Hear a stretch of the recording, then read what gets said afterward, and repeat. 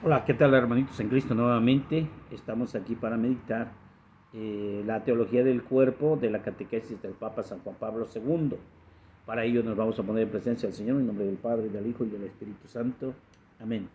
Dios Padre bueno y eterno, te damos gracias de todo corazón porque una vez más nos permites estar ante tu divina presencia, porque además nos das el don maravilloso de la vida, la familia, el trabajo, la salud y todas estas cosas que nos hacen vivir plenamente ante tu presencia.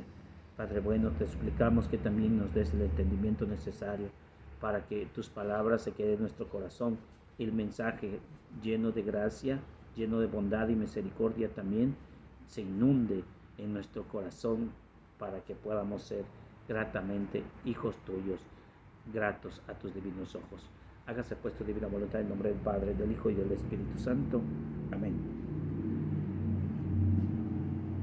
Lección fracción 4. Estaban desnudos sin avergonzarse de ellos, dice Génesis capítulo 2, verso 25. El matrimonio uno e indisoluble de la audiencia general, 21 de noviembre y 25 de noviembre de 1979.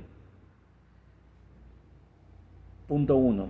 Recordemos que Cristo, cuando le preguntaron sobre la unidad de la indisolubilidad del matrimonio, se remitió a lo que al principio citó la palabra escrita en los primeros capítulos del Génesis. Tratamos pues de penetrar en el sentido propio de estas palabras y de estos capítulos en el curso de las siguientes reflexiones. El significado de la unidad originaria del hombre a que Dios creó al varón y la mujer se obtiene, como dice Génesis 2.23, conociendo al hombre en todo el conjunto de su ser, esto es, de toda riqueza, de todo misterio, de toda creación que está en la base de la antropología teológica. El conocimiento de la identidad humana de aquel que al principio estaba solo debe pensar siempre a través de la dualidad, la comunión. Recordemos el pasaje de Génesis 2.23, el hombre se llamará varona porque del varón, esta se llamará varona porque del varón ha sido tomada. A la luz de este texto comprendemos que el conocimiento del hombre pasa a través de la masculinidad y feminidad, que son como dos encarnaciones, frente a Dios y al mundo como dos modos de ser cuerpo que se complementan recíprocamente como dos dimensiones complementarias de la autoconciencia y de la autodeterminación, y al mismo tiempo como dos conciencias complementarias del significado del cuerpo. Como se demuestra en Génesis 23, la feminidad se encuentra a sí misma frente a la masculinidad, mientras que la masculinidad se conforma a través de la feminidad. Precisamente la función del sexo, que en cierto sentido es constitutivo de la persona, demuestra profundamente que el hombre, con su soledad espiritual en la unicidad y repetibilidad propia de la persona, está constituido por el cuerpo como él o ella. La presencia del elemento femenino junto al masculino tiene el significado de un enriquecimiento para el hombre en toda la perspectiva de la historia, comprendida también en la historia de la salvación. Toda esta enseñanza sobre la unidad ha sido expresada, gracias, en el Génesis del capítulo 2, verso 23. Meditamos. El Papa, aunque va dejando espacios entre una audiencia y otra, va meditando, no quita del renglón como esa secuencia. El matrimonio es uno e indisoluble, pero para entenderlo hay que saber quiénes son los que contraen matrimonio. Son aquellos hijos de Dios, hechos a imagen de Dios, y que el hombre no está por encima de la mujer, sino que forman una misma sustancia. Son, como aquí lo dice, dos dimensiones diferentes, pero que se complementan. Para que tengamos una idea, esa aliación que se requiere para que exista lo que es el agua, se requiere dos elementos, el oxígeno y el hidrógeno. Y esa aleación es el amor de Dios. Con ello se complementa para que exista este elemento que se llama agua. Así también, si en un momento adecuado son más moléculas de hidrógeno o más moléculas de oxígeno, ya no es agua. Será un oxidrilo, será un óxido, será otra cosa, pero no será agua, ¿sí? Para que nos vayamos entendiendo. El ser humano en sí es una esencia dividida en dos partes, hombre y mujer, aunque lo distingue la feminidad y la masculinidad, pero al final de cuentas es una sola pieza, es una creación digna. ¿Quién vale más? Ninguno vale más, todos son iguales, son complementarios. ¿El hombre es fuerte? Sí, pero la mujer es inteligente. Entonces véase pues, el hombre es muy bueno para trabajos rudos en el campo, sí, perfecto, pero la mujer hace alcanzar ese complemento que el hombre trae, esos elementos que trae y lo multiplica. Eso no lo puede hacer el hombre, desde luego. Por eso son complementos uno del otro. Continuamos.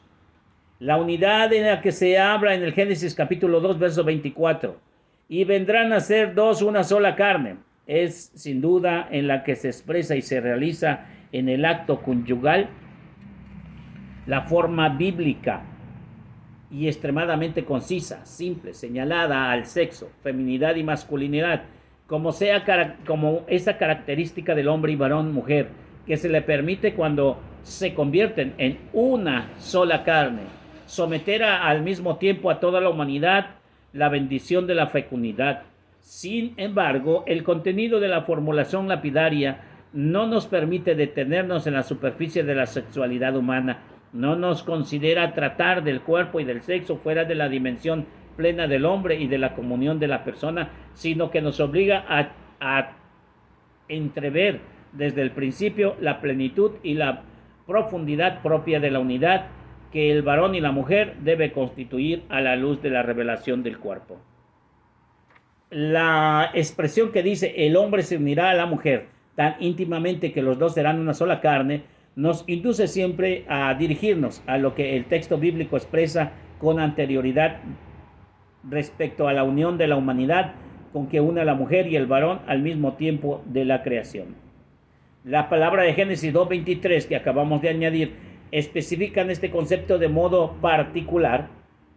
El varón y la mujer uniéndose entre sí en el acto conyugal tan inmediatamente y se convierten en una sola carne, descubren de nuevo, por así decirlo, cada vez y de modo especial el misterio de la creación. Retornan así a esa unión en la unidad de la humanidad, carne de mi carne y huesos de mis huesos. Esto significa vivir en cierto sentido el valor originario de la virginal del hombre que merece el misterio de la soledad frente a Dios y en medio del mundo.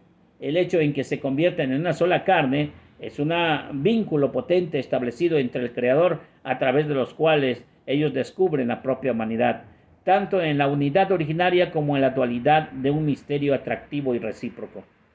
Pero el sexo es algo más que la fuerza misteriosa de la corporeidad humana, en que obra casi una virtud del instinto. A nivel del hombre y en la relación recíproca de las personas, el sexo expresa una superación del límite de la soledad del hombre inherente a la constitución del cuerpo y determina su significado originario. Vemos entonces, llegaron a ser una sola carne. No tan solo es esa unión entre la sociedad o para la sociedad, que se reconozcan como marido y mujer, no, también tiene que ver el aspecto sexual, en el ambiente corpóreo, llegaron a ser una sola carne. El hombre pudo haber sido multiplicado de alguna otra forma, las plantas se multiplican de muchas formas, pero el hombre en apariencia animal solamente puede reproducirse de manera sexual. Y de esa misma forma experimenta, como dice el Papa San Juan Pablo II, un, una forma de, de la misma naturaleza que se ha hecho, un instinto que el mismo cuerpo sabe y reconoce que está hecho y creado para algo especial, no solo por placer. Aquí quizá el instinto animal aparecerá cuando solamente se crea que el sexo es por placer. Definitivamente en el acto sexual conyugal, recuerdo una charla del padre Antonio Machuca, que en paz descanse, dice que es algo tan divino siempre y cuando sea con su propia esposa, en un acto matrimonial. Esto es algo especial, no un acto animalesco, no, es un acto divino, en donde Dios, creador del universo, hace presente la fecundidad, hace presente la unión de esos cuerpos especialmente diseñados con el objetivo de reproducción, no de placer. También me llega a mi mente del libro de Tobías una oración donde dice: no es por placer, no es por gusto, no es por placer, no es por vicio, sino es por darte un hijo a tu servicio. Y consuman lo que es el matrimonio, el sacramento del matrimonio. Qué hermoso, pienso que muy pocos tomarán en cuenta eso, como a lo animal, como a lo animal, solamente buscan satisfacción corporal, pero nunca toman en cuenta a Dios, mucho menos en estas cosas de los placeres. Continuamos pues con el punto 3. La formulación del Génesis capítulo 2, verso 24 indica no solo que los seres humanos creados como varón y mujer han sido creados para la unidad, sino también precisamente a esta unidad a través de la cual se convierten en una sola carne. Desde el principio, un carácter de unión que se deriva de la elección efectivamente. El hombre abandonará a su padre y a su madre y se unirá a su mujer. Si el hombre pertenece por naturaleza al padre y a la madre en virtud de la generación, en cambio se une a la mujer o al marido por elección. El texto capítulo 2 verso 24 define este carácter del vínculo conyugal a la mujer, en la primera mujer, pero al mismo tiempo lo hace también en la perspectiva de todo futuro terreno del hombre. Por esto, Cristo en su tiempo se remitirá a este texto de actualidad también en su época, creados a imagen de Dios, también cuando forman una auténtica unión de personas. El primer hombre y la primera mujer deben constituir el comienzo del modelo de esta comunión para todos los hombres y mujeres que en cualquier tiempo se unirán tan íntimamente entre sí y formarán una sola carne. El cuerpo que a través de esta propia masculinidad o feminidad ayuda, una ayuda semejante a él, encontrarse en una comunión de personas, se convierte en el elemento constitutivo de su unión cuando se hace marido y mujer. Esto se realiza a través de una elección recíproca, esta elección que establece el pacto conyugal entre las personas, que es la base de ella, y se convierte en una sola carne. Hemos estado meditando pues acerca de que esa unión es indisoluble. Estaba meditando, estaba viendo un programa, de esos cortos de YouTube informativo, de esos que te enseñan algo. Hay un animal llamado babosa que si lo partes en 3 o en 4 partes, no muere, simplemente cada parte toma una vida. Así, esa forma de mitosis, podríamos decir, que toma vida por separado. Así es el ser humano. El ser humano no puede partirse y quedar vivo por un lado y vivo por el otro lado. No se puede. No tiene esa capacidad. El hombre está constituido en una sola persona y su esposa, la carne de su carne, es una sola carne con él. Son una misma persona. Es por eso que en el matrimonio van las dos personas unidas, las dos personas van en un común acuerdo. Imagínate que la cabeza diga gira la mano izquierda y mueve la derecha. Simplemente cuando diga camina y en lugar de decir camina el cuerpo se sienta, no hay coordinación. Eso es lo que pasa a veces en los matrimonios, ¿sabes? Porque no hay esa plenitud de conocimiento de que no son dos, son uno solo. Y por eso esa actitud animalesca de llegar y golpear a su mujer es tan desfasado como llegar y golpearte en la cabeza con un martillo nada más porque se te ocurrió. O simplemente no reconocer las actividades de la esposa o no valorar a tu esposa. Es como no valorar tu cuerpo,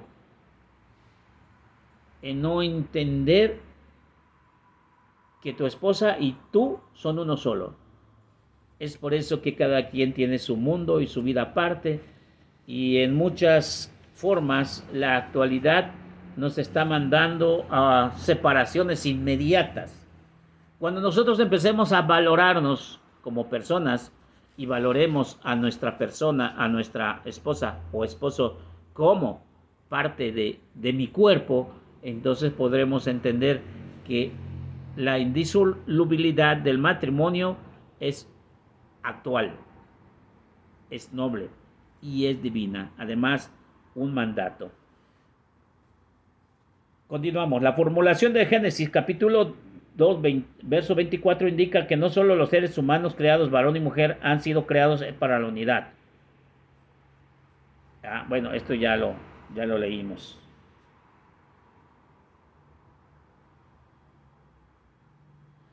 Cuando ambos se unen tan íntimamente entre sí que se convierten en una sola carne, su unión conyugal presupone, con coincidencia madura del cuerpo, más aún comporta una conciencia especial del significado de ese cuerpo, en el donarse recíproco de la persona. También en ese sentido, Génesis capítulo 2, verso 24 es un texto perspectivo. Efectivamente demuestra en cada una unión conyugal del hombre, de la mujer, que se descubre de nuevo a sí misma la conciencia, originando el significado unitivo del cuerpo en la masculinidad y en la feminidad. Con el texto bíblico indica que en cada una de estas uniones se renueva un cierto modo el misterio de la creación en toda la profundidad originaria y la fuerza vital. Tomada del hombre como carne de su carne, la mujer se convierte como esposa y a través de su maternidad en madre de los vivientes, como dice Génesis 3:20. Por su maternidad tiene su propio origen también en la procreación, se arraiga en la creación y cada vez, en cierto sentido, produce su misterio. Entonces meditamos, vemos cómo la unión conyugal, una sola carne, y así como fue Eva tomada del hombre, indica que es una sola pieza.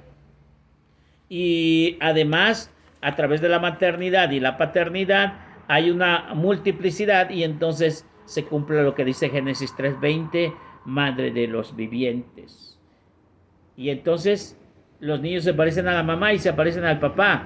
¡Qué hermoso! No sé si ustedes hayan visto esto. Pero cuando ustedes hacen un jarrito, a veces un jarrito de manera manual es diferente a otro. En tamaño, dimensión, pero no es lo mismo. En cambio, los hijos, aunque no se parecen, pero son hijos de padre y madre, entonces, aunque no se parezcan, es la misma esencia. Ya sea que se parezcan a la mamá o se parezcan al papá, pero de alguna manera son producto de una misma carne, de una misma mata, por decirlo así. Punto 5. A este tema dedicaremos una reflexión especial, el conocimiento y la procreación. En ella habrá que referirse todavía a otros elementos del texto bíblico. El análisis del significado de la unidad originaria han hecho hasta ahora demuestran que todo, desde el principio, esa unidad del hombre y de la mujer inherente al misterio de la creación, se ha dado siempre como un compromiso en la perspectiva de todos los tiempos siguientes. Me gusta la palabra inherente. Inherente quiere decir que no se puede separar. El hombre y la mujer, dice, están unidos, hombre y mujer, de manera inherente al misterio de la creación. Así como Dios creó todo el universo, de esa misma manera, el hombre y la mujer están unidos de manera moral, física y espiritual. Bueno, estas grandes revelaciones Dios nos las va haciendo a través de su Hijo San Juan Pablo, que aún a pesar de que ya ha fallecido, ahora nos sigue enseñando. En lo personal, el Papa San Juan Pablo II, uno de mis grandes maestros, que enseña mucho a través de sus escritos, sin olvidar al Papa Benedicto XVI, que paz descanse, ojalá pronto se canonice también, porque la verdad sí merece ser reconocido como santo. A Jesús por María, Ave María.